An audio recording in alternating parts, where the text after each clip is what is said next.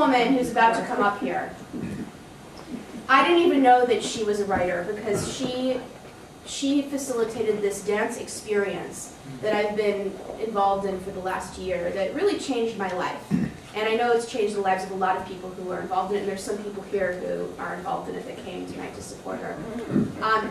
She just flows good energy.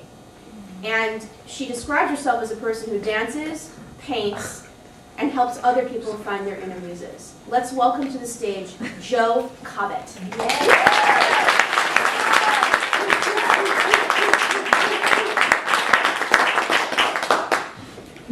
So I'm going on script today, because I just wrote this the other day. I am perhaps supposed to be doing scientific research. Yet I'm trying to find the answers to some things. And I react strongly to a lot from the scientific world. Like there is a deeper knowing, under all the I know stuff. Some composite of my subconscious.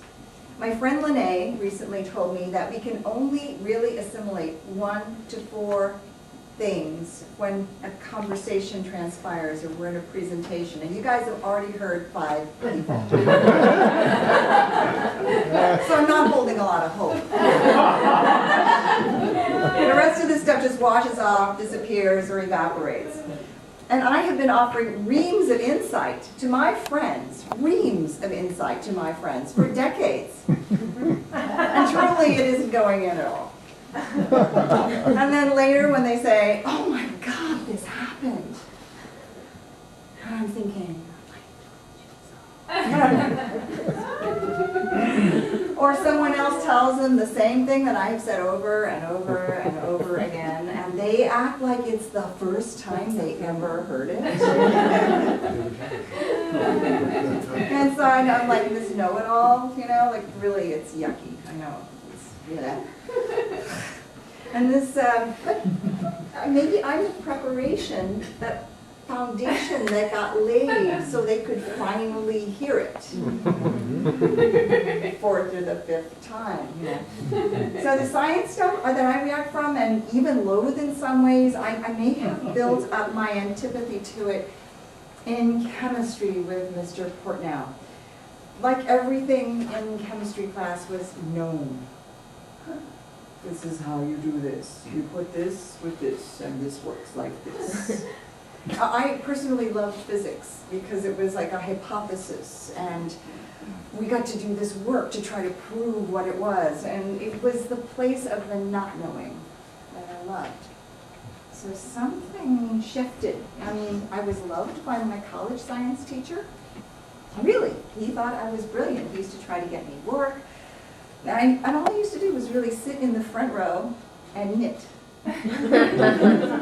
And just like nod and answer the questions. And basically everybody else, I think, in the Fashion Institute of Technology that particular year couldn't academically have been in another class somewhere. So I went from like not knowing but being really happy with it to starting to know. And what I know now is that what I know changes. It's like mostly knowing is a defense layer to muffle the terrors of my childhood. And that if I do continue to do a lot of work, like dancing, which I adore doing, EMDR, which I'm just playing with a friend, I may get the early terrors to a level that isn't triggering any longer. And if I am kind with myself, I may let the desire to be loved and the fear that there isn't enough love go away. And I may, at long last, be able to own the sylph-like being that I luminously am, without all the masks. Just change, just be, just accept. Just love.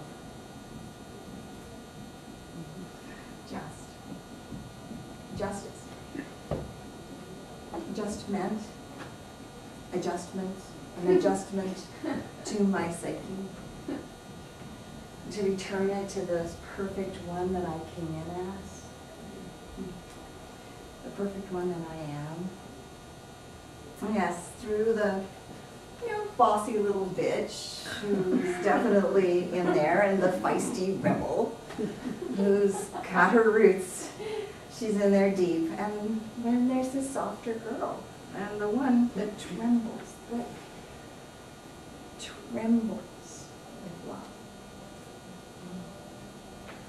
Is she under them all, or is she running along trying to keep up? I don't really know. I've just been pretending with all my knowing stuff. Absorbing trivial details about what's going on in the world and developing an acuity for survival and social dynamics. Any of you relate to this? Under all, it blankets the raw, vulnerable me with such absurd layers of mastered masks that the tender human I am is obscured. And the joy and candy, it gets weighed down with obligations. And yet, here I am, surrounded with opportunities to be real.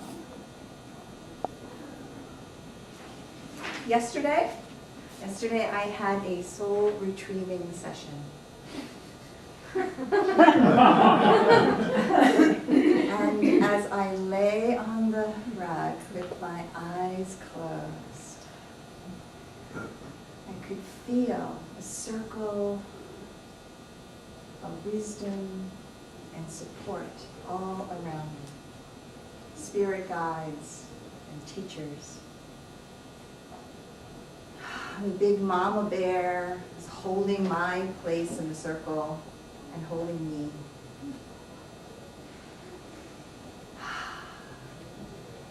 The snake was coiled underneath.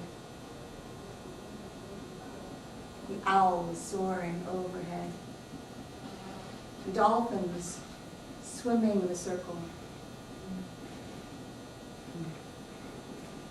And the hummingbird catching the light. And there were ancient ones with weathered faces and grayed hair, and small ones with bright eyes that sparkled.